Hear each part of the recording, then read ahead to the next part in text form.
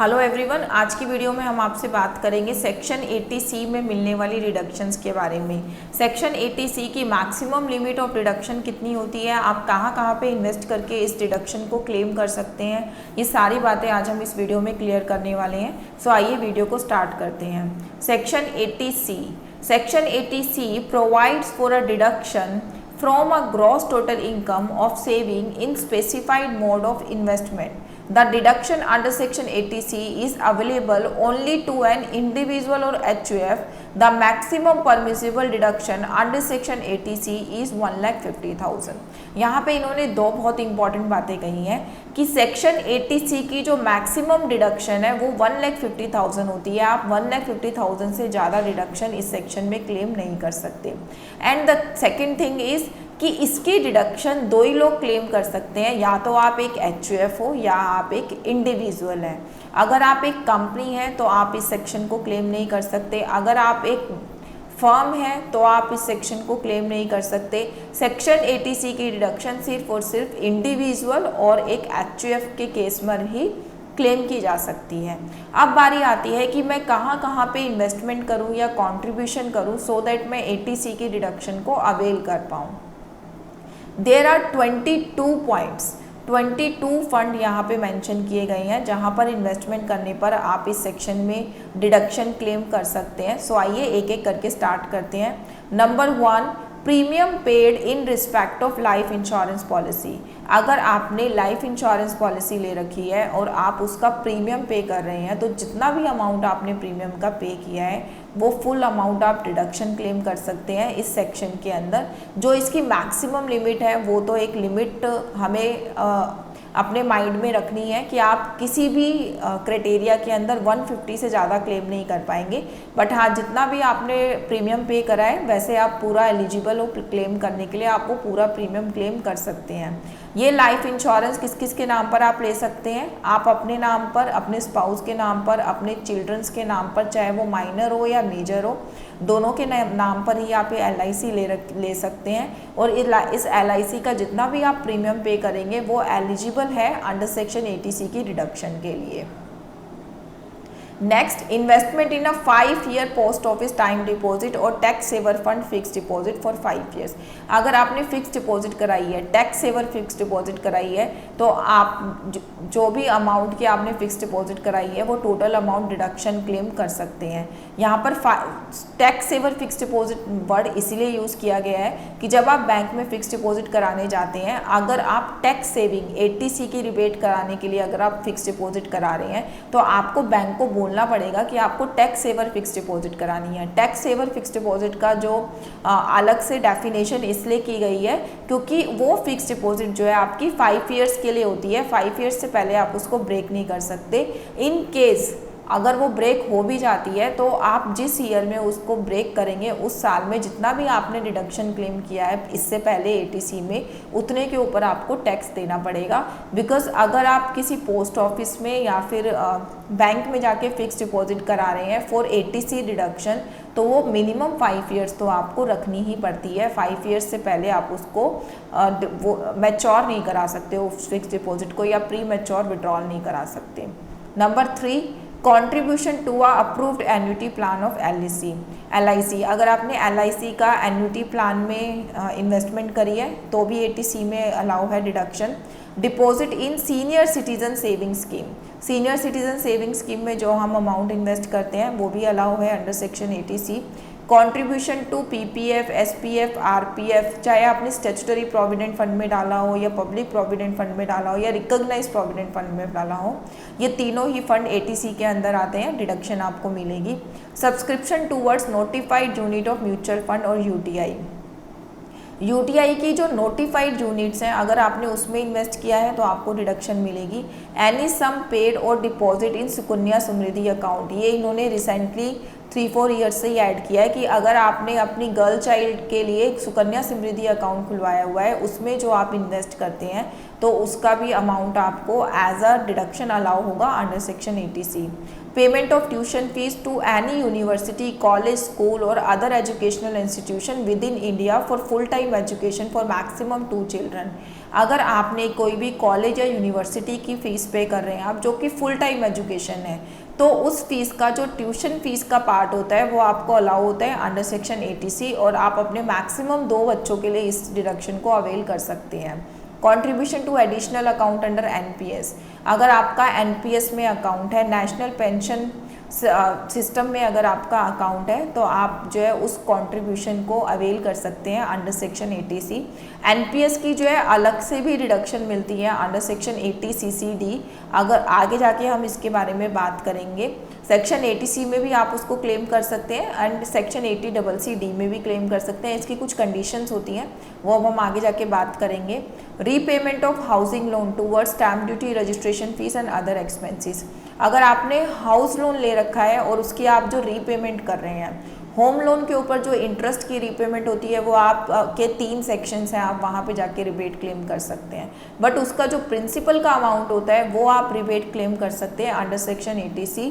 Principal के amount के लिए और कहीं पर डिडक्शन अलाउ नहीं की गई है।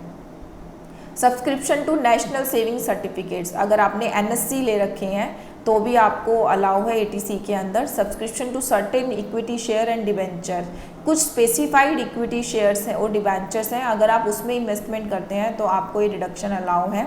Subscription to certain unit of mutual funds, mutual fund tax saver mutual funds आते हैं, अगर आपने उसमें इन्वेस्ट किया है तो भी आप 80C की डिडक्शन को क्लेम कर सकते हैं। Contribution to approved superannuation fund, unit linked insurance plan जिसको कि यूलिप भी कहते हैं, इसकी अभी रिसेंटली बजट में आया भी था कि कितना मैच्योर होने पर आपको कितना टैक्स देना पड़ेगा, कितना नहीं देना पड़ेगा। Contribution to ULIP plan of LIC mutual fund, यहाँ पे दोनों चीज़ों की बात कर रहे हैं ये कि आपने यूलिप में डाला हुआ है जो फर्दर इन्वेस्ट करते हैं LIC म्यूचुअल फंड्स में, तो वो भी अलाउ है under section 80C। Subscription to notified bonds issued by NABARD, NABARD ने जो इशू किए हैं बॉन्ड, अगर आप उनमें इन्वेस्ट करते हैं तो भी 80C के अंदर आता है वो। Premium paid in respect of contract of deferred annuity, deferred annuity का अगर आपने कोई प्रीमियम पे करा है तो वो भी इस सेक्शन में कवर होता है। Subscription to notified deposit scheme, वो भी यहाँ पे 80C में आप डिडक्शन क्लेम कर सकते हैं। Contribution to national housing bank term deposit scheme 2008, tax saving के लिए नेशनल हाउसिंग बैंक के जो टर्म डिपॉजिट स्कीम में अगर आप कोई इन्वेस्ट करते हैं तो वो भी अलाउ है under section 80C। Any sum deducted from the salary payable of a government employee for securing a deferred annuity, जो गवर्नमेंट एम्प्लॉयज़ होते हैं उनके केस में उनकी कई बार सैलरी में से ही इतना अमाउंट डिडक्ट होकर उनको मिलता है against securing a deferred annuity, तो जितना भी अमाउंट उनको डिडक्ट होकर मिल रहा है उतना अमाउंट वो डिडक्शन क्लेम कर सकते हैं under section 80C। Contribution to notified pension fund setup by mutual fund और UTI, अगर आपको पेंशन फंड में अगर आपने इन्वेस्टमेंट किया है म्यूचुअल फंड और UTI के, नोटिफाइड म्यूचुअल फंड और UTI के, तो आपको ये डिडक्शन मिलेगी under section 80C। So there are 22 points, अगर आप इनमें से किसी में भी इन्वेस्ट करते हैं तो आप डिडक्शन क्लेम कर सकते हैं अंडर सेक्शन 80C, बट आप ये मैक्सिमम डिडक्शन 1,80,000 से ज़्यादा क्लेम नहीं कर पाएंगे। इसमें मैं एक चीज़ और बता दूं, LIC यूजुअली लोगों का होता है, तो इसमें एक कन्फ्यूज़न आती है कि समटाइम्स ऐसा होता है कि बीच में किसी साल की हमारी LIC का प्रीमियम हमने मिस कर दिया या फिर हम भूल गए पे करना, तो नेक्स्ट ईयर में हमने वो डबल पे कर दिया। तो उस केस में अगर आप किसी ईयर का मिस कर देते हैं किसी भी तरीके का प्रीमियम पे करना या फिर इन्वेस्टमेंट करना, अगर आपकी कंटिन्यूस सिप जा रही है म्यूचुअल फंड की और अगर आपकी बीच में कोई मिस हो जाती है, तो उस केस में जितना आपने एक्चुअल पेमेंट करी है आप उतने की ही रिबेट क्लेम कर पाएंगे। अगर आप नेक्स्ट ईयर डबल पे कर रहे हैं तो आप नेक्स्ट ईयर डबल क्लेम कर लेना, इस साल के लिए आप क्लेम नहीं कर पाएंगे। तो ये जो है इन्वेस्टमेंट बेस्ड है, सेक्शन 80C की रिडक्शन इन्वेस्टमेंट बेस्ड है। अगर डेफरमेंट इसमें अलाउ नहीं है कि इस साल का आप भूल गए आप नेक्स्ट ईयर में पे करोगे तो आप इस साल भी इसका क्लेम कर लो, तो ऐसा अलाउ नहीं होता। जब भी आप पे करोगे तब भी आप उसकी रिडक्शन को क्लेम कर सकते हैं। Next section is Next section is section 80CCD, deduction in respect of contribution to pension scheme notified by central government. Central government ने जो पेंशन स्कीम नोटिफाइड की गई हैं, अगर आप उसमें इन्वेस्टमेंट करते हैं तो आपको डिडक्शन मिलेगी अंडर सेक्शन 80CCD। अभी तक जो सेंट्रल गवर्नमेंट ने पेंशन फंड नोटिफाइड किए हैं उसमें है अटल पेंशन योजना एज अ पेंशन स्कीम। अगर आप इस स्कीम के अंदर अपना अमाउंट इन्वेस्ट करते हैं तो आप डिडक्शन अवेल कर सकते हैं under section 80CCD। Section 80CCD provide deduction in respect of contribution made to pension scheme notified by the central government. Accordingly, in the exercise of power conferred by Section 80CCD1, the central government has notified the Atal Pension Yojana as a pension scheme, contribution to which will qualify for deduction under Section 80CCD. अगर आप अटल pension योजना में invest करते हैं तो आप 80CCD1 के अंदर जो है डिडक्शन क्लेम कर सकते हैं। ये जो योजना है, ये जो पेंशन योजना है, ये सेंट्रल गवर्नमेंट ने स्पेसिफाई की गई है, तो इसके अंदर जो किया गया इन्वेस्टमेंट है वो क्वालिफाई करता है डिडक्शन 80CCD को। अब आप कितना अमाउंट ऑफ डिडक्शन क्लेम कर सकते हैं इस सेक्शन के अंदर, इसके लिए इस सेक्शन को 3 पार्ट्स में डिवाइड किया गया है। Number 1 section 80CCD1, section 80CCD1B and 80CCD2। Section 80CCD1, section 80CCD1 talks about कि अगर एक एम्प्लॉई इन्वेस्ट करता है पेंशन फंड में या फिर एक सेल्फ एम्प्लॉयड पर्सन है, एक इंडिविजुअल है, वो अपने पेंशन फंड में इन्वेस्ट करता है, तो उसकी जो मैक्सिमम डिडक्शन की लिमिट है वो है 10% of his salary in case of salaried employee and 20% of gross total income in case आप एक सेल्फ ऑक्यूपाइड पर्सन हो, आप as an employee pension fund में फंड इन्वेस्ट नहीं कर रहे हैं, आप सेल्फ ऑक्यूपाइड है, आपने अपना एनपीएस अकाउंट ओपन कराया हुआ है, आपने जस्ट वहाँ विजिट किया और उसमें इन्वेस्टमेंट कर दी, तो उस केस में आप 20% of gross total income invest कर सकते हैं। Section 80CCD1 provide deduction for an amount paid or deposited by the employee in his pension fund subject to maximum limit 10% of his salary। आप invest जितना मर्जी करो but जो आपको deduction मिलेगी वो 10% ऑफ सैलरी से ज़्यादा नहीं मिलेगी, और अगर आप सेल्फ ऑक्यूपाइड हैं तो आपको जो है 20% ऑफ ग्रॉस टोटल इनकम, जो भी आपकी टोटल इनकम है उसके 20% से ज़्यादा आपको डिडक्शन नहीं मिलेगी अंडर सेक्शन 80CCD1। अब सेक्शन 80CCD1 हमने जब 80C डिस्कस किया था तो उस टाइम पर भी हमारा पेंशन फंड का आया था, जब मैंने आपको बोला था कि इसके बारे में आगे जाके डिस्कस करेंगे। Point number 9, contribution to additional account under NPS. ये यहाँ पर जो पॉइंट नंबर 9 में बात कर रहे हैं ये सेक्शन 80CCD1 की ही बात कर रहे हैं। इसका मतलब सेक्शन 80CCD1 जो है ऊपर सेक्शन 80C की लिमिट में ही काउंट होता है। 1,50,000 की जो ओवरऑल लिमिट है उसी में ही इसका डिडक्शन का अमाउंट काउंट होता है। आप उससे ज़्यादा जो है 1,50,000 से ज़्यादा डिडक्शन क्लेम नहीं कर सकते। अगर आपने 80CCD1 में भी कॉन्ट्रीब्यूशन किया हुआ है और 80C की और जो इसमें एक चेकलिस्ट में पॉइंट्स मेंशन है उसमें भी आपने इन्वेस्ट किया हुआ है और आपकी ओवरऑल लिमिट 1,50,000 से ज़्यादा हो जाती है तो आप 150 ही अवेल कर पाएंगे, अलग से 80CCD1 की कोई डिडक्शन नहीं है। जबकि अगर हम 80CCD1 के नेक्स्ट सेक्शन की बात करें दैट इज़ 1B, तो यहाँ पर इन्होंने आपको अलग से डिडक्शन दी है 50,000 रुपीज़ की कि 80CCD1 के अलावा आप अलग से 1B में जो है 50,000 की रिबेट क्लेम कर सकते हैं। Section 80CCD1 provide for an additional deduction of up to ₹50,000 in respect of the whole of the amount paid or deposited by the individual employee under Section NPS in the previous year, whether or not any deduction is allowed under Section 80CCD1।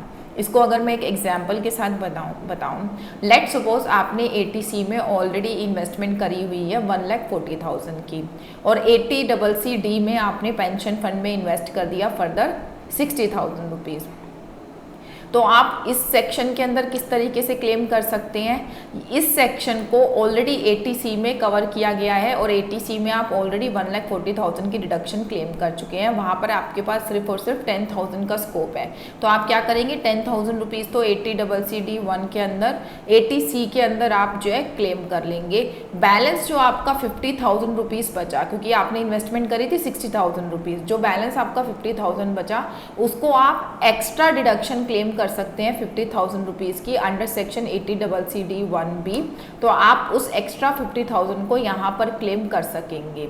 अगर ये amount आपका और ज़्यादा होता 70,000 80,000 तो भी आप maximum limit यहाँ पे 50,000 तक की ही क्लेम कर सकते थे। इससे ज़्यादा जो भी अमाउंट है वो आपका लैप्स हो जाएगा, उसका आप रिबेट क्लेम नहीं कर पाएंगे। और अगर ये अमाउंट आपका 60 से कम होता, लेट सपोज 40,000 होता, तो 10,000 आपने 80C में क्लेम कर लिया, 30,000 आप यहाँ पे क्लेम कर लेते, क्योंकि आपकी पूरी लिमिट अभी यहाँ पे 50,000 की है, बट आपका इन्वेस्ट सिर्फ 30,000 ही रह गया है। तो आप 30,000 इस सेक्शन में यहाँ पर क्लेम कर लेंगे।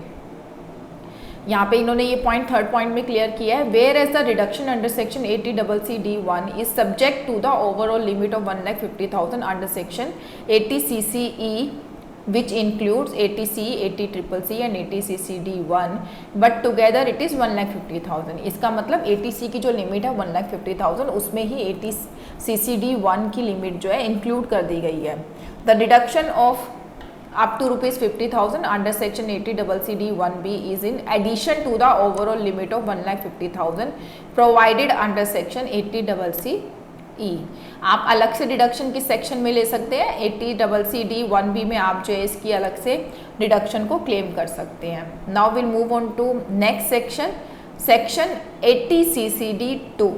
सेक्शन 80CCD2 जो है ऑल टुगेदर एक डिफरेंट सेक्शन है। इसमें हम बात करते हैं, 80CCD1 बात करता था कि अगर आपने अपने ही पेंशन फंड में जो है इन्वेस्ट किया है तो, और 80CCD2 बात करता है कि अगर आपने एज एन एम्प्लॉयर अपने एम्प्लॉई के पेंशन फंड में इन्वेस्ट किया है तो उस केस में एम्प्लॉई को कितना रिबेट मिलेगा।